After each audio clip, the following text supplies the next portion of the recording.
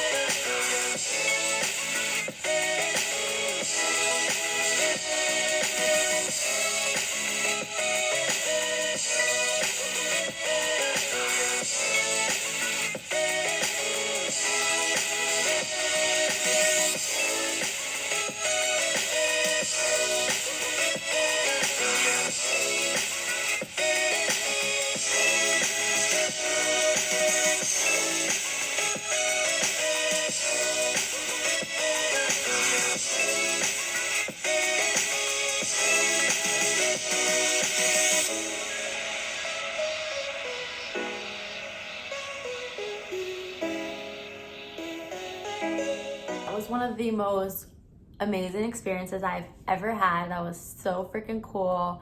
The views are to die for. Now I have a new favorite view of Manhattan, and it is from the view of a helicopter, like being in a helicopter. So we did a 30-minute doors off sunset flight, and they take you over downtown Manhattan. Within like the downtown shot is the Oculus, the World Trade Center. They take you to Empire State Building, they take you to Central Park, Statue of Liberty. We go over the Brooklyn Bridge, Yankee Stadium, literally all the highlights of the New York City skyline. Before you go on your flight, you can watch a little video that they show you basically any important info you need to know as far as like safety rules and guidelines. And then they put you into your gear like a harness. They also provide you with this, what are those things called that hold your phone? You know what I'm talking about? Like not like a tripod, but I guess kind of like a selfie stick. I don't know what it's called, but you put your phone in it and it secures it. They put it with a lanyard and you put it around your neck so that you don't have to worry about dropping your phone when you're taking videos of everything up in the sky.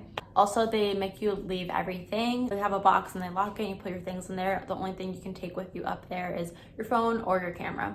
It's 6 people per helicopter.